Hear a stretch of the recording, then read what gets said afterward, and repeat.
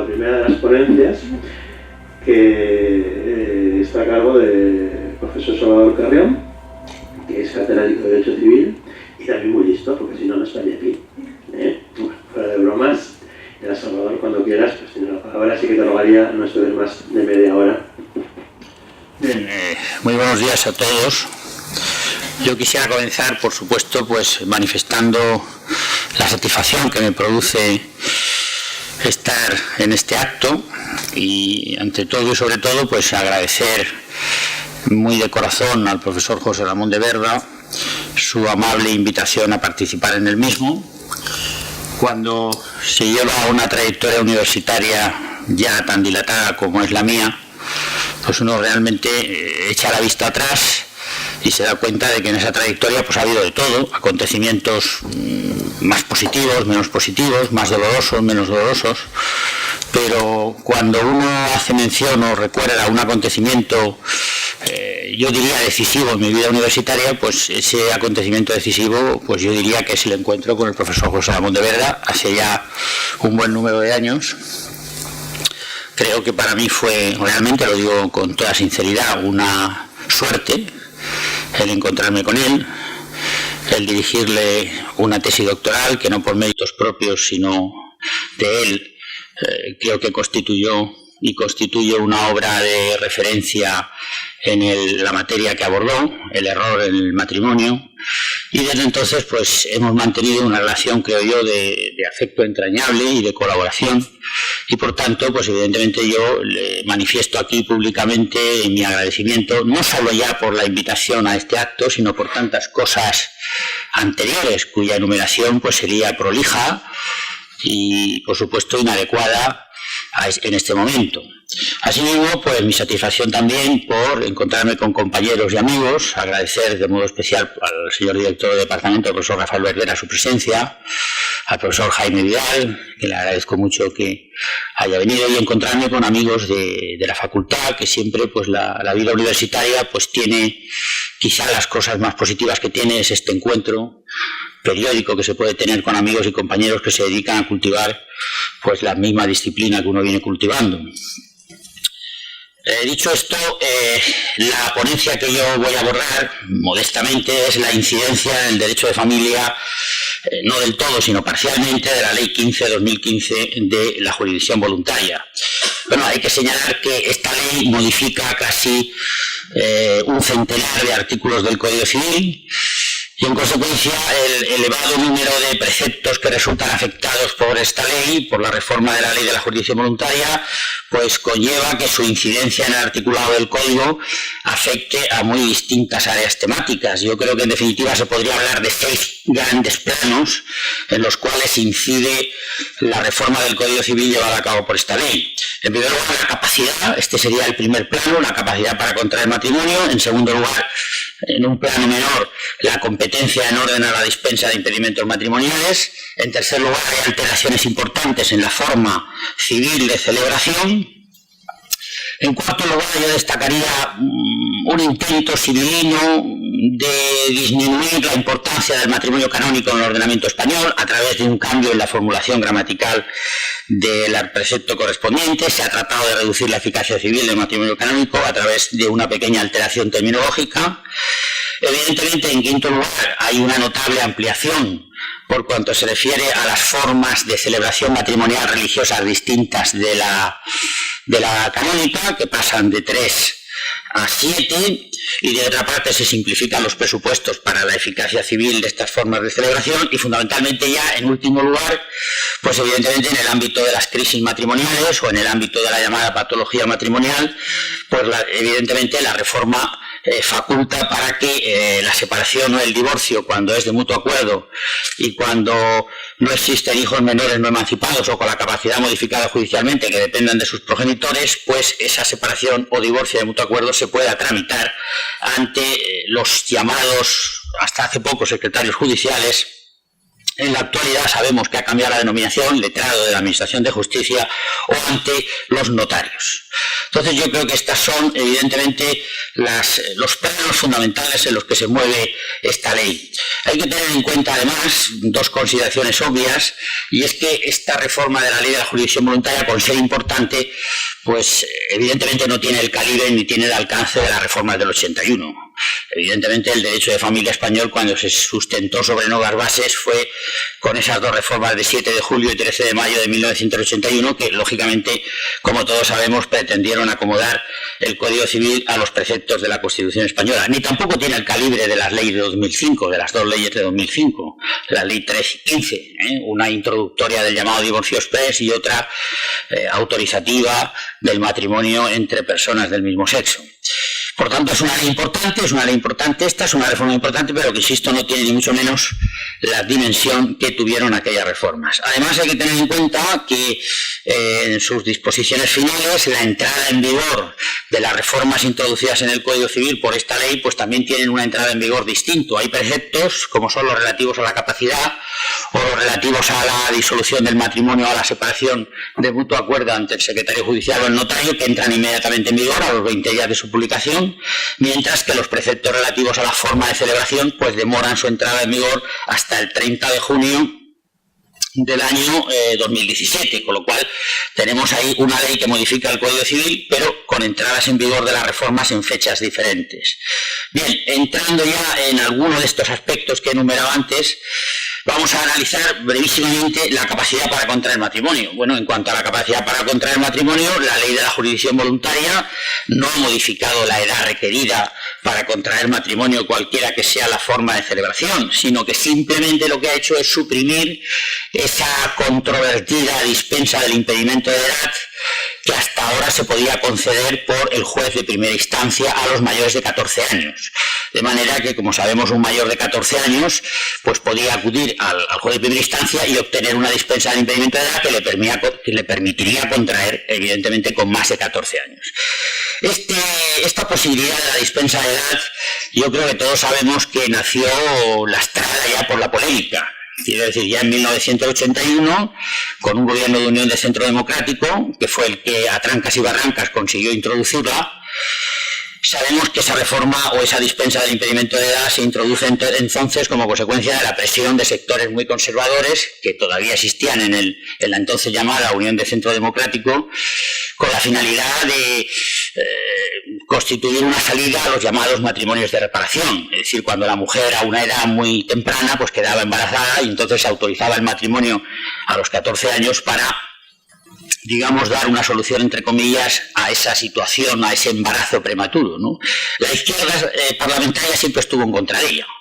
De manera que hasta hace poco tiempo el propio secretario general del Partido Socialista, todavía Alfredo Pérez Rubalcaba, ya anunciaba que si llegaban los socialistas al poder, que evidentemente suprimiría esa dispensa del impedimento de edad. Por tanto, lo que se ha hecho simplemente es establecer un requisito general para la capacidad matrimonial, que es el de que hay que tener 16 años y estar emancipado para poder contraer matrimonio en cualquiera de sus formas. Se ha suprimido esa dispensa del impedimento de edad. Yo creo que, en definitiva, esta supresión del impedimento de edad o de la dispensa del impedimento de edad, quizá el legislador la debiera haber llevado un poco más lejos, ¿no?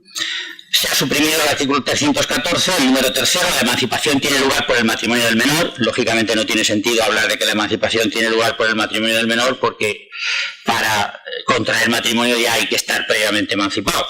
Y yo me pregunto si no sería oportuno que el legislador hubiera aprovechado la reforma pura y llanamente para suprimir la figura misma de la emancipación.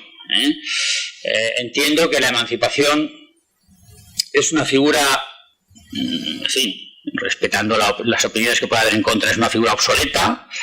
La figura de la emancipación tenía sentido en un código civil en el que la mayoría de edad se adquiría a los 23 años, estoy hablando de 1889, siguió quizá teniendo sentido cuando en 1941 el régimen franquista redujo la mayoría de edad a 21 años, pero yo creo que la emancipación es una figura que carece de sentido cuando la mayoría de edad se rebaja a 18 años con motivo del referéndum para la aprobación de la Constitución. Entonces, mantener ahí una situación, una capacidad de obrar intermedia entre la menor edad y la mayor edad, cuando la mayor edad se sitúa en 18 años, pues quizá esté de más, ¿no?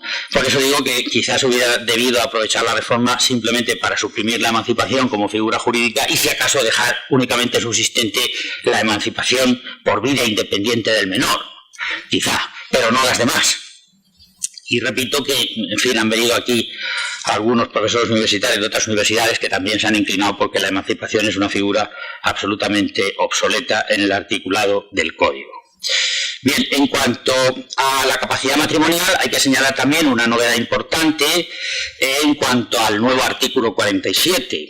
El artículo 47, las prisas del legislador han sido tales que hay códigos civiles en los cuales el artículo 47 aparece redactado, como es por ejemplo el Código Civil de Tecnos. Se ha podido comprobar que en el artículo 47 no aparece contenido en el número 1 y en el número 2. Simplemente aparece el artículo 47, queda redactado del siguiente modo.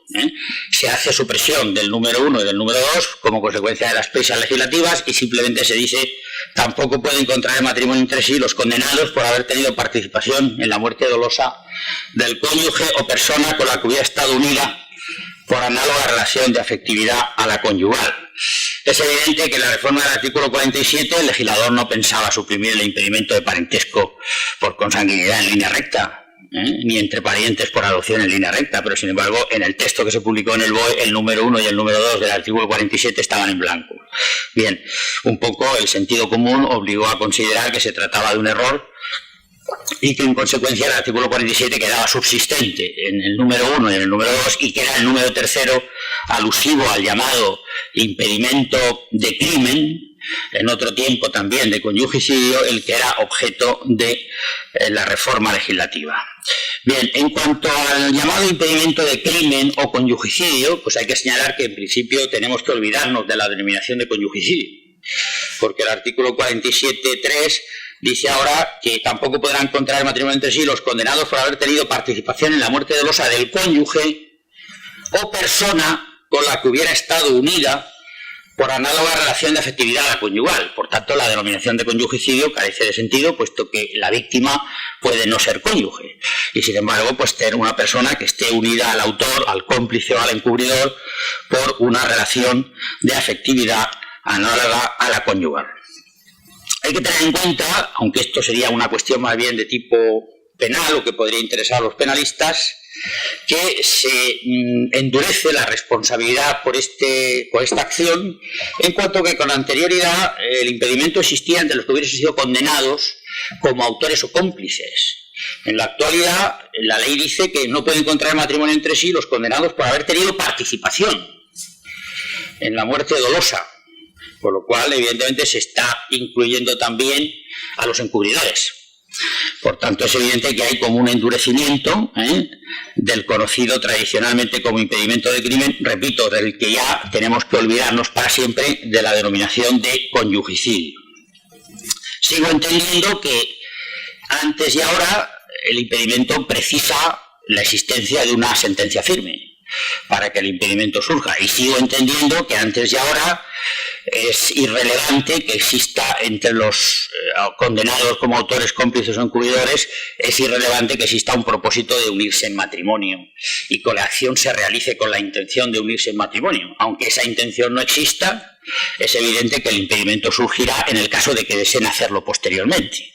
De manera que aunque la muerte del cónyuge o de persona unida por una relación análoga a una relación de afectividad análoga a la conyugal, aunque la muerte se lleve a cabo sin intención de que los participantes contraigan entre sí, es evidente que el impedimento existirá en el caso de que en un momento posterior pues decidan hacerlo, ¿no? En cuanto al punto número 2 o al ámbito número 2, en cuanto a la competencia para la dispensa de los impedimentos, pues simplemente hay una pequeña modificación, y es que evidentemente el juez ya no puede dispensar, como he dicho antes, del impedimento de dispensa de edad, porque se ha suprimido, pero sin embargo se le quita al ministro de Justicia, se le priva al ministro de Justicia de la competencia para dispensar del impedimento de crimen, y esa competencia se atribuye ahora al juez. De manera que yo creo que esto es un paso positivo, es un paso positivo por dos razones. Porque a esa dispensa del impedimento de crimen se le priva de ese carácter de acto de pura gracia que venía teniendo hasta ahora. Es decir, entre otras cosas porque en la legislación anterior esa dispensa se podía conceder aun sin justa causa.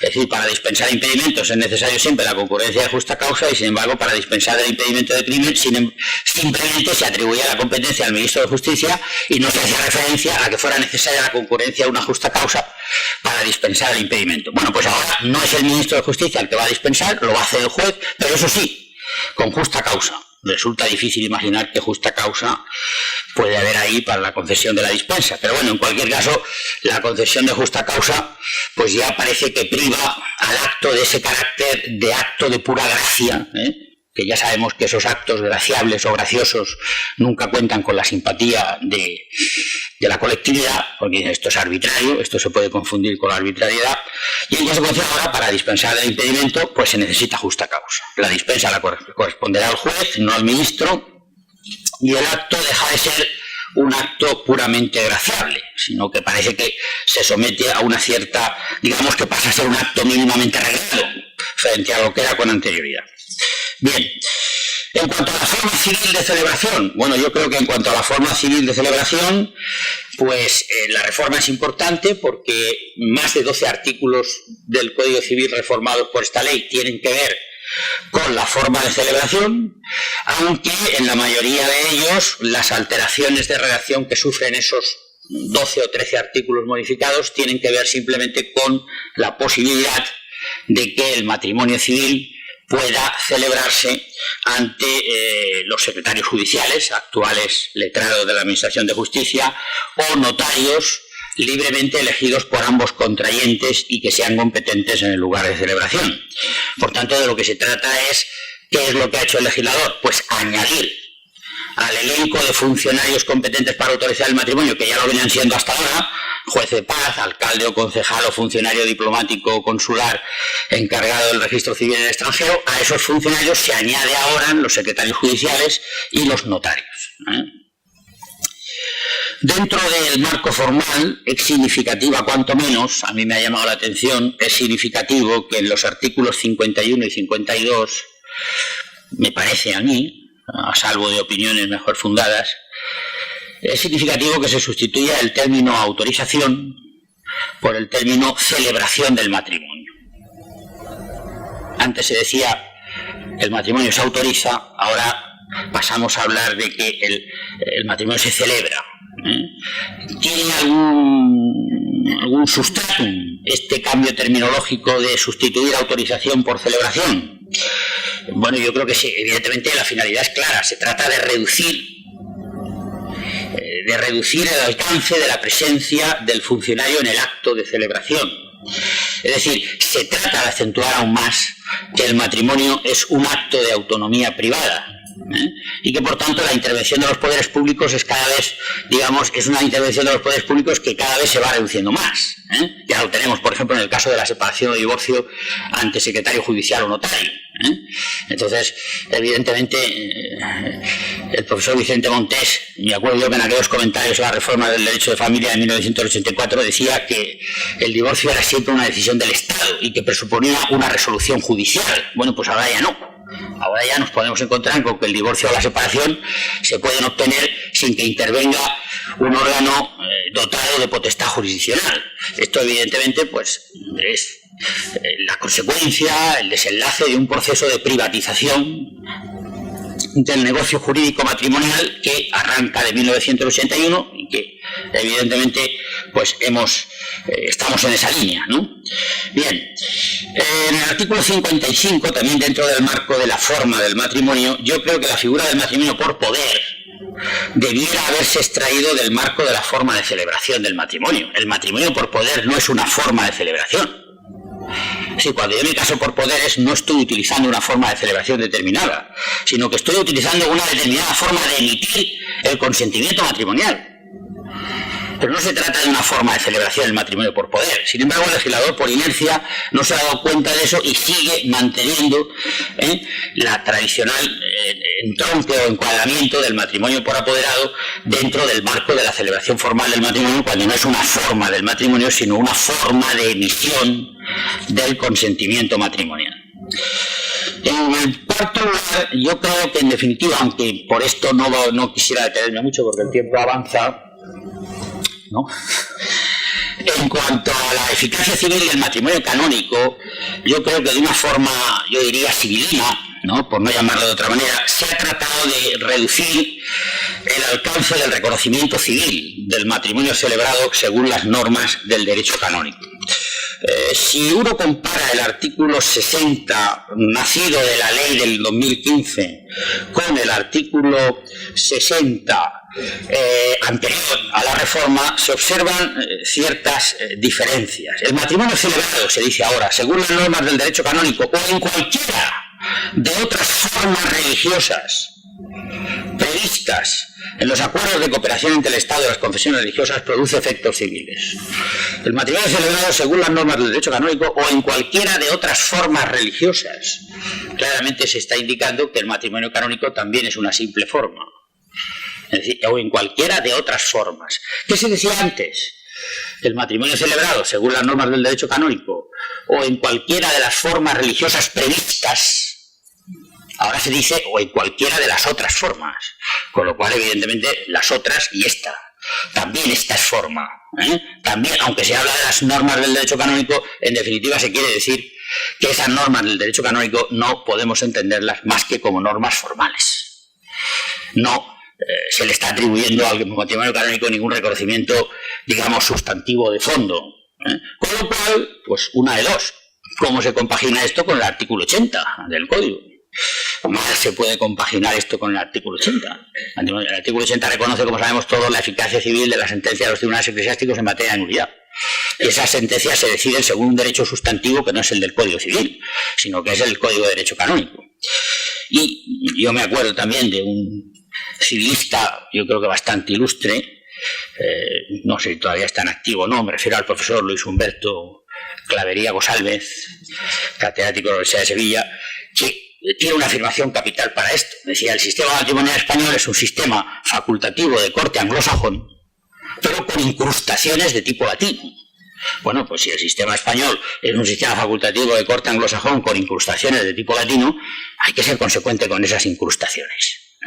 Lo que no se puede hacer es un tratamiento del matrimonio canónico civilino tratando de considerarlo o reducirlo a una simple forma, porque eso en primer lugar contradice los acuerdos con la Santa Sede, que yo sepa todavía vigentes, y en segundo lugar contradice el contenido del artículo 80, donde claramente esas resoluciones dictadas por los tribunales eclesiásticos no lo son con aplicación del Código Civil, sino que lo son con aplicación del Código de Derecho Canónico. Bueno, pues junto a esto, evidentemente, yo diría que hay un punto número 5 que consiste en una notable ampliación del elenco de formas religiosas admitidas de celebración distintas de la civil. Hasta ahora teníamos 3 confesiones religiosas que tenían reconocimiento civil en su forma, que era la confesión evangélica, la confesión judía, la confesión islámica. Bueno, pues ahora nos encontramos, junto a esas 3, nos encontramos con la confesión ortodoxa, los mormones, o la confesión mormona, testigos de Jehová y budistas, de manera que estas 4 confesiones pasan a tener una forma, la forma religiosa de celebración pasa a tener eficacia civil. Por tanto, las personas que pertenezcan a estas confesiones y que contraigan matrimonio en forma ortodoxa, en forma mormona o en la forma de los testigos de Jehová o según la forma de la confesión budista, pues saben que tienen el reconocimiento civil de esa forma de celebración. Y por otra parte, el legislador no solo se ha contentado con esta generosísima ampliación de las formas religiosas de celebración, de 3 a 7, sino que además ha simplificado los trámites en orden al reconocimiento civil de estas formas religiosas no católicas. ¿En qué sentido ha simplificado los trámites? Bueno, pues que hasta en la actualidad, para que una confesión religiosa tuviera reconocida su forma civil, era necesario un acuerdo de cooperación entre esa confesión y el Estado. Bueno, pues ahora no es necesario el acuerdo de cooperación. Basta con que la confesión religiosa de que se trate esté inscrita en el registro de entidades religiosas del Ministerio de Justicia y que luego tenga notorio arraigo en España. Es decir, probada la inscripción de la confesión en el registro de entidades religiosas del Ministerio de Justicia y demostrado el notorio arraigo en España de la confesión, y evidentemente ese notorio arraigo pues tiene que ver con el ámbito geográfico en el que la confesión evidentemente despliegue sus actividades, y también con el número de adeptos, es decir, pues ya tenemos las circunstancias para que se pueda producir ese reconocimiento de eficacia civil. Por tanto, yo diría que por una parte pues se ha tratado de favorecer muy mucho a esas confesiones religiosas distintas de la católica, y por otra parte se ha tratado quizá, digamos, de reducir de forma un tanto civilina ese reconocimiento civil del matrimonio celebrado según las normas del derecho canónico. Sin embargo, es evidente que la estrella de la reforma, por así decirlo, la estrella de la reforma viene constituida por la posibilidad de que la disolución por divorcio o la separación,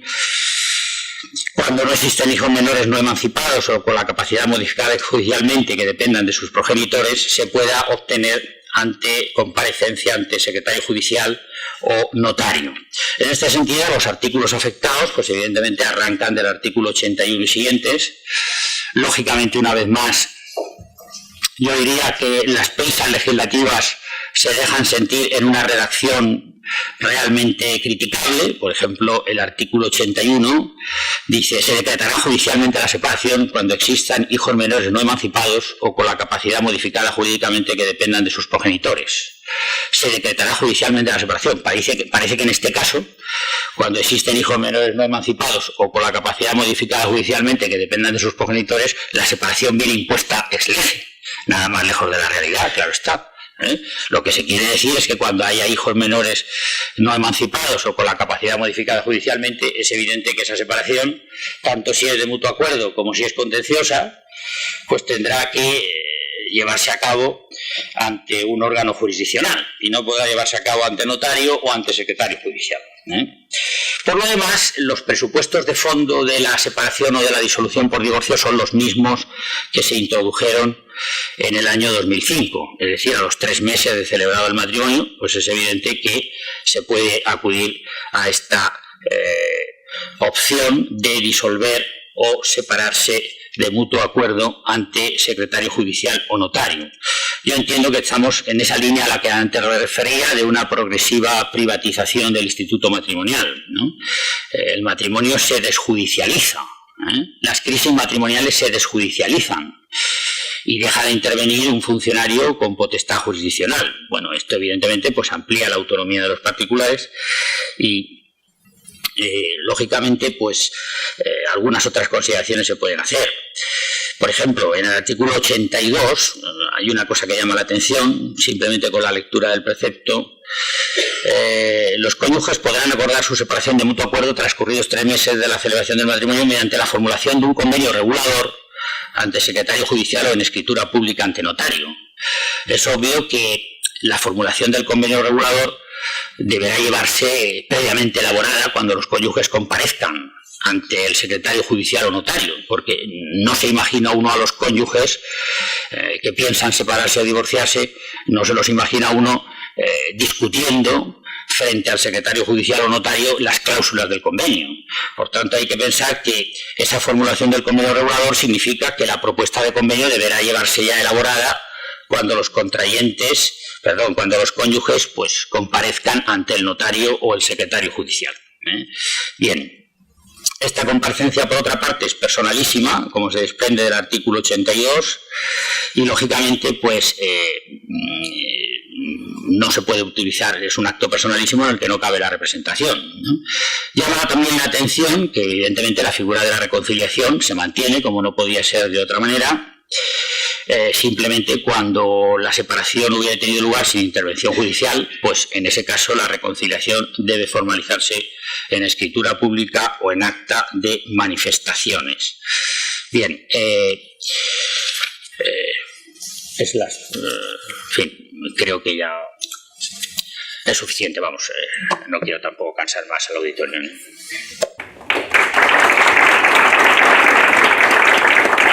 Muchísimas gracias por una exposición tan clara, ¿no? Para ajustar el tiempo, yo les insisto en que van a tener por escrito las ponencias y artículos como explicado sobre la materia, con referencias también, por ejemplo, jurisprudenciales, exhaustivas. Entonces creo que no tiene sentido intervenciones largas, sino más bien cortas con las grandes ideas. En cualquier caso, si tienen ustedes alguna pregunta, dígame. Gabriel. A ver, mi pregunta va en relación a los procedimientos que ahora se recogen ya claramente en la jurisdicción voluntaria 158 y 156 del Código Civil. Las controversias, sobre todo las controversias en el ejercicio de la patria potestad. Yo quería saber la opinión del ponente sobre la ubicación de este tipo de procedimientos dentro de la jurisdicción voluntaria. O sea, si realmente es el sitio idóneo, un procedimiento de jurisdicción voluntaria, para resolver una controversia en ejercicio de la patria potestad, o realmente debería estar pues, contemplado más en el ámbito de la jurisdicción contenciosa. Yo coincido en que si hay controversia, hay un conflicto contencioso. No creo que el ámbito de la jurisdicción voluntaria sea, digamos, el adecuado, el idóneo para resolver estos temas. Yo cuando estudié la carrera de la jurisdicción voluntaria, digamos, era una figura que se conectaba o se vinculaba a la carencia de contradicción o a la ausencia de contradicción. Si hay un enfrentamiento y por tanto hay un conflicto que pudiéramos denominar contencioso, pues realmente no creo que la jurisdicción voluntaria o el marco de la jurisdicción voluntaria sea el adecuado. Debería ventilarse en un procedimiento diferente. Sí, una pregunta en relación con las divorcios o separaciones autorizadas por notario. ¿Qué problemas puede acarrear después la posterior ejecución de esa ejecución? Bueno, evidentemente los efectos de la separación o del divorcio tramitados ante secretario judicial o notario, pues evidentemente esos acuerdos tienen fuerza ejecutiva. Por tanto, es evidente que deberán cumplirse y en caso contrario, pues evidentemente si lo pactado en una separación o en una disolución de mutuo acuerdo ante notario o secretario judicial no se lleva a cabo, pues evidentemente habrá que acudir a una ejecución forzosa donde entiendo que deberá intervenir ya la autoridad judicial. Una cosa es la obtención de la separación o del divorcio tramitado ante notario o secretario judicial y otra cosa es un incumplimiento del contenido de esos pactos que hayan tenido lugar ante secretario judicial o notario. Entonces, evidentemente, la vía ejecutiva pues deberá ser la ordinaria. Entiendo. Sí. ¿Puede un acuerdo presentado ante notario o secretario judicial ser claramente leonino? Porque antes había una posibilidad de cuando el acuerdo era gravemente perjudicial para uno de los cónyuges, parte de los hijos. ¿Nada se dice al respecto? Sí, por supuesto. Claro que se dice. Es decir, cuando el convenio regulador se presenta, cuando el convenio regulador se presenta ante secretario judicial o notario y el secretario judicial o notario comprueba que alguna de sus cláusulas es gravemente perjudicial para los hijos o para alguno de los cónyuges, entonces denegará la propuesta y evidentemente ya no cabe sino recurrir a la tramitación del divorcio o la separación por vía judicial. ¿Se mantiene entonces el planteamiento anterior? Claro, que hay una diferencia importante, es decir, no se resuelve igual un divorcio o una separación cuando se tramitan por vía notarial o judicial que cuando se tramitan por vía judicial que cuando se tramitan ante notario o secretario judicial. ¿Por qué? Porque cuando las partes formulan una propuesta de convenio regulador ante juez, en procedimiento judicial, pueden efectuar sucesivas propuestas, en el caso de que la propuesta primera sea denegada.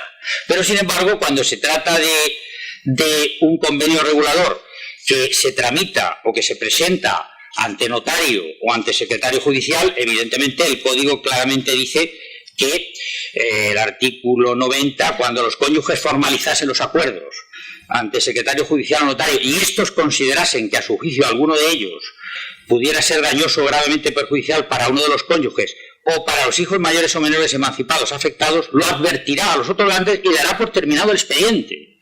En este caso, los cónyuges solo podrán acudir ante el juez.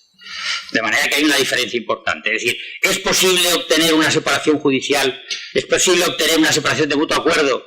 ¿O una disolución del matrimonio ante juez o notario? Sí, pero la propuesta de convenio regulador, en el caso de que el secretario judicial o notario advierta el carácter dañoso o gravemente perjudicial para uno de los cónyuges o para los hijos menores de alguna cláusula, da por terminado el expediente. Y en consecuencia ya no queda más remedio que acudir a la autoridad judicial. Por tanto, digamos que el notario y el secretario judicial no son exactamente... El procedimiento no es exactamente idéntico cuando se lleva a cabo ante un notario o ante un secretario judicial que cuando se lleva a cabo ante la autoridad judicial. Muy bien. Buen día. Buenos días. La pregunta es, ¿el convenio puede ser parcial? O sea, ir ante el secretario o ante el notario con algunos efectos de ese divorcio o separación y el resto sobre aquello que no se han puesto de acuerdo ir al juez, o tiene que regularse todos los efectos de ese divorcio? Bueno, entiendo que el artículo 90, que ha recibido también ha sido parcialmente modificado por la ley de la jurisdicción voluntaria, sigue diciendo, como el anterior, que el convenio regulador deberá contener al menos los siguientes extremos, de manera que entiendo que ese convenio regulador o esa propuesta de convenio regulador que se presenta al secretario judicial o al notario, en el caso de que las partes decidan tramitar su disolución por divorcio o su separación ante notario o secretario judicial, tiene que tener ese contenido mínimo. Entiendo que en este sentido no hay modificación con la legislación, con la reglamentación anterior. Hola, buenos días. Buenos días. Con respecto a la disolución o separación sin hijos menores de edad, cuando es por comparecencia ante el secretario judicial o letrado del Ministerio de Justicia, ¿qué tratamiento procesal tiene eso? ¿Cómo se hace? Es decir, imagino que tendrá que presentarse una demanda con una propuesta de convenio regulador por registro, reparto, o sea que realmente va a ser necesario una intervención de un letrado y un procurador.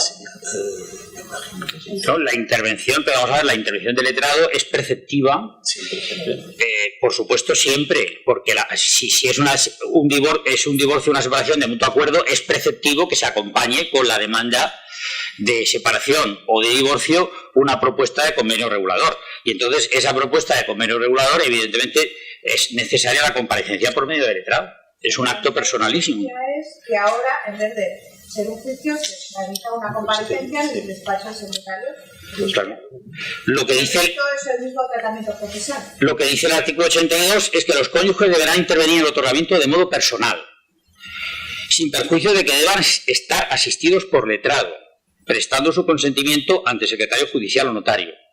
Entonces es evidente que lógicamente lo que yo he dicho antes es que ese convenio regulador no se formaliza, digamos, no se elabora ante el secretario judicial ni ante el notario, sino que las partes llevarán lógicamente un texto formulado ya, y entonces lo que se discutirá será sobre ese texto elaborado de común acuerdo por los letrados de las partes. Por tanto, yo creo que los letrados de las partes, estamos siempre hablando de procedimientos de mutuo acuerdo, los letrados de las partes habrán realizado previamente una importante labor de acercamiento, y lo que se someterá a la consideración del secretario judicial o del notario para su aprobación será ya un texto prácticamente definitivo, a pesar de que se dice formulará un convenio regulador. Más que formular un convenio regulador, hay que ir con el convenio regulador, digamos, ya pergeñado, a salvo pequeños extremos, pero lo que no podemos imaginar es que la pareja, los cónyuges, se presenten delante del secretario judicial y entonces empiecen ahí a discutir las cláusulas del convenio. El convenio deberá llegar ya, digamos, casi elaborado en su totalidad.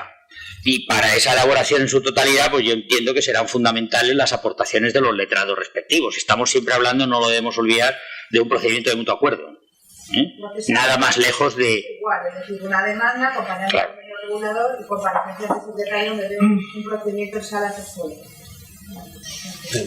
Perdón la inquietud, es que nosotros estamos estrenando también nuestro nuevo divorcio y con una gran cantidad de dudas al respecto. Con respecto a, me llama la atención la facultad que se le da al notario de hacer una valoración del mérito de ese acuerdo. Ustedes conocen, digamos, el funcionamiento de su notariado. ¿Con qué criterios el notario podrá ejercer esta facultad de decir este acuerdo es violatorio de los derechos, porque una cosa es que lo haga un juez o un secretario judicial y otra que se traslade al terreno privado notarial. Bueno, vamos a ver. En primer lugar, yo diría que precisamente la exposición de motivos de la ley justifica, entre comillas, los cambios legislativos que se han introducido en base al prestigio del cuerpo notarial, y también de alguna manera se trata de prestigiar el cuerpo de secretarios judiciales. Es decir, que estamos partiendo de la base de que el legislador considera que los funcionarios que, además de los jueces, van a intervenir en el control de los convenios reguladores de las partes que decidan separarse o divorciarse de mutuo acuerdo ante secretarios judiciales o ante notarios, los funcionarios que van a realizar esa función de control, digamos que se parte de la presunción de que son funcionarios competentes y son funcionarios preparados. Yo creo que ese es el primer punto. En segundo lugar, hay que tener en cuenta que ese control que realiza el notario es un control que ya he dicho anteriormente que no es el notario o el secretario judicial. Es un control que no es exactamente equiparable al que realiza el juez, porque desde el momento en que el notario o el secretario judicial compruebe que en ese convenio hay cláusulas dañosas para los cónyuges o perjudiciales para los hijos, automáticamente da por terminado el procedimiento y dará por terminado el expediente, y los cónyuges ya solo pueden acudir ante el juez. De manera que, bueno, sí, hay una atribución de competencias a los notarios y a los secretarios judiciales, pero a mí me parece que esa atribución de competencias no es idéntica, absolutamente idéntica a la que tienen reservados los órganos jurisdiccionales. Cada parte tiene que concurrir con un letrado, claro, independiente, no pueden ir con un mismo letrado los dos a presentar ese acuerdo. Si es de mutuo acuerdo, sí. Si es de mutuo acuerdo, entiendo que un mismo letrado podría, claro. No. Yo entiendo que el convenio tiene que estar, digamos, la formalización del convenio tiene que estar ya muy elaborado cuando se lleva al secretario judicial o se lleva al notario. No me imagino a las partes discutiendo las cláusulas del convenio regulador ante el secretario o el notario. No se puede. Es una función de supervisión. Bien, ¿Gabriela? Buenos días. Hola, buenos días. Esto que me llama la atención. Usted ha hablado de una privatización de la crisis familiar. En Italia, el año pasado se aprobó una ley muy parecida para una solución negociable ante los abogados y no ante los notarios de separación y divorcio. Yo me preguntaba esto, el convenio regulador, ¿qué naturaleza jurídica tiene? Es decir, si el convenio regulador es un negocio jurídico, ¿cuáles son los remedios que se pueden aplicar? Por ejemplo, ¿se puede aplicar la disciplina de los vicios del consentimiento, de las causas de anulabilidad, de las causas de nulidad? Porque el control del notario es un control, que usted ha dicho, bastante diferente del control judicial. Por supuesto, yo creo que hay una gran diferencia. Si el convenio regulador al final es un negocio, ¿cuáles son los remedios? Yo me inclinaría porque el convenio regulador sería incluible dentro de esa amplia categoría, y por otra parte categoría también de perfiles no siempre precisos, que es el negocio jurídico hecho familia, ¿no? Es una categoría que en España, pues digamos, fue el profesor Díez Picazo el que consagra en ese famoso artículo del negocio jurídico hecho familia que aparece en la revista de Legislación y Jurisprudencia de 1962. Entonces estamos ante un negocio jurídico de derecho de familia donde la función judicial o del secretario judicial o del notario yo la calificaría como una función homologadora. Por tanto, estaríamos en presencia ante un negocio jurídico en sentido amplio, y en consecuencia, si el profesor Gabriel Carapesa habla de la posibilidad de aplicar, si es un negocio jurídico, pues evidentemente no creo que hubiera demasiado problema aplicar, por ejemplo, la teoría de los vicios del consentimiento, en el caso de que se pudiera probar la existencia. No, pero que teóricamente está claro, otra cosa es que se haga. Pero bueno, a nivel teórico, pues si es una categoría de negocio jurídico de familia, como, bueno, nosotros no tenemos una teoría del negocio jurídico como en Alemania, pero sí que pensamos que las normas del contrato sí que, bueno, pues son una especie de reglas de derecho común, ¿no? Y entonces con ciertas matizaciones al derecho de familia. Entonces, pues yo creo que también, a nivel teórico, María José. Sí, buenos días. Yo quisiera, siendo práctica como soy, yo no veo tan claro que el notario o que solamente se vaya a limitar a una mera función de homologación.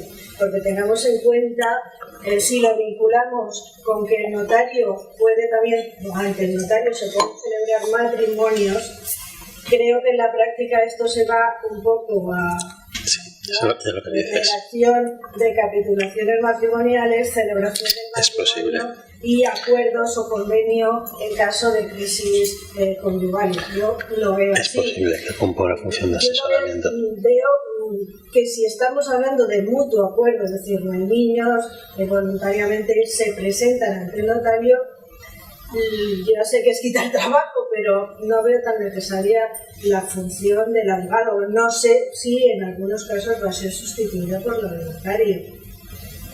Imaginemos también sí, lo que pasa es que es otra cosa. Pero para celebrar un contrato de compra-venta se va directamente al notario y es el mismo que va a tener que redactar las cláusulas cuando se tiene claro los bienes, la distribución. Es posible, sí, está todo muy claro. Yo hablo un interrogante, porque creo que no es mismo la función del secretario judicial o del letrado, no me gusta nada el nombre, que la del notario. Creo que actúan en ámbitos distintos. La función del secretario también está para agilizar, para desjudicializar un poco. No sé, sí, entiendo tu punto de vista, pero lo que yo no acabo de captar es que no me imagino yo al notario presenciando un debate entre los cónyuges sobre el contenido del convenio. Yo creo que en definitiva el notario se le vaya, con el secretario judicial se le vaya con una propuesta elaborada. ¿Y cómo se habrá elaborado? Pues a través de abogados de las partes. Creo que probablemente dependerá del caso. O no sé, o sea, que no me atrevería a decir en todos los casos. Que dependerá del caso. Cuando todo esté perfectamente claro, pues vamos a... Perdón, me gustaría que hicieras una valoración de la ley, porque lo que yo conozco y he leído y he tratado, a mí me parece una chapuza tremenda. Sí. Es una chapuza porque entre las dos entradas en vigor, por una parte las del Código Civil, que no todas han entrado en vigor ahora en julio, y las que entran en vigor el 30 de junio del 2017, pues claro, ahí no se encuadra el puzzle, no casa. Pero por otro lado, en la ley de registro civil, que va a ser inoperante muchas disposiciones del Código Civil. Sí, por otra parte, cuando hablas del impedimento de crimen, pues de la libertad, yo creo que el matrimonio canónico es verdad, el artículo 80, ahí lo que se ha intentado es, partiendo de un articulado, reforzar lo que es el derecho de libertad religiosa, pura y simplemente. La elección es verdad que lo que pasa es que se olvidan de lo que hay, pero que en el fondo pues hay que reforzar el principio de igualdad y el principio de libertad religiosa, o sea, dos principios constitucionales. Yo creo que es lo que pretenden en el fondo mal hecho. ¿Un segundo, entender? Yo la verdad es que atribuir al legislador un propósito, yo creo que es sobrevalorarlo. Quiero decir que es cierto que esa frase, al quitarle la coma, al quitarle el artículo, cambiar otras formas, ¿no? Pues sí que eso sí que produce, pero yo me parece que es sobrevalorar al legislador, quiero decir, con todos los respetos, porque aquí hay una persona que ha contribuido a la redacción del nuevo proyecto de Argentina, ¿no? Pero no es comparable, porque aquí ha habido una proliferación legislativa a última hora, de repente hay unas velocidades pues extrañas, quiero decir, sin una pausa necesaria. Entonces, yo también pienso que yo creo que se le ha ido un poco la que no ha pensado. Creo que hay que coincidir con la profesora Reyes en que la valoración que dice que me pedía una valoración de la ley, pues la valoración de la ley tiene que ser negativa. Es decir, es una ley sale prisa, de forma apresurada, con defectos de redacción gravísimos. Por otra parte, toca el régimen de la adopción y reforma 2 artículos del Código Civil en materia de adopción que luego se vuelven a retocar en la Ley de Modificación de Protección de la Infancia y de la Adolescencia, que es de final de julio. Entonces, una legislación atropellada. ¿no? Con defectos de redacción impresionantes. Entonces no hay un juicio positivo vamos, el juicio no puede ser positivo, no es una ley comparable, por ejemplo, a las reformas incluso en el texto y en la redacción de 1981. El profesor Montes decía que había, junto a las enmiendas transaccionales, estaban las nocturnas, y es que ya cuando ya estás cansado, cuando ya ves una cosa, dices, pues eso. No, entonces yo, en fin, vamos a hacer, si les parece, una última pregunta, porque la verdad es que da gozo cuando se organices, o dos, porque a mí también había una persona. Si les parece, digamos, damos paso ya a la otra ponencia, porque es que es... Hola, buenos días. Es que estaba... Es que esto no lo he visto porque no podía verlo, pero estaba un señor antes. Soy abogado, es obvia la pregunta. Entonces, desde la perspectiva de lo que estábamos hablando del tema de los notarios, yo entiendo que, como muy bien ha dicho el ponente, lo lógico es que la gente acude al despacho y tú le des como posibilidad hacer el convenio y llevarlo al notario. Entiendo esa posibilidad, pero también es cierto que la gente, el que pueda, obviará el abogado, porque nada impide que vayas al notario y lo hagas directamente, como ha dicho antes. Esa era mi pregunta y un poco yo he ironizado, pero yo hablando con la notaría de mi pueblo está esperándolo. Luego, obviamente, porque además tampoco es que lo que no prohíbe. Y bueno, lo que quiero decir es que no hay que ser muy listo para saber que la figura de los notarios ha decaído, en fin, muy sustancialmente, ¿no? Aunque ahora parece que se está reactivando. Entonces, no hay que ser iluso, tampoco quiero decir que yo no creo que se haya planteado el legislador que es con la consecuencia, una privatización, sino que yo creo que tenía otras miras más prácticas, ¿no? Pero, es que no sé si Hola, buenos días. Sí, el ponente ha manifestado que la comparecencia de las partes, bien ante el notario, bien ante el secretario judicial, es un acto personalísimo.